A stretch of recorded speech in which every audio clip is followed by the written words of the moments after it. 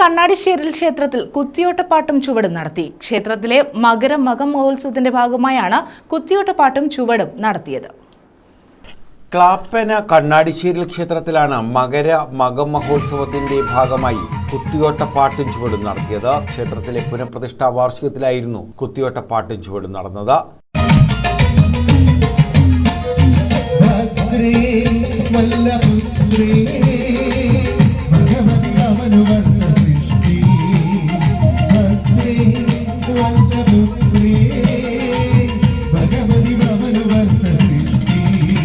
ഇതോടൊപ്പം ക്ഷേത്ര തിരുമുടി എഴുന്നള്ളത്തും നടന്നു.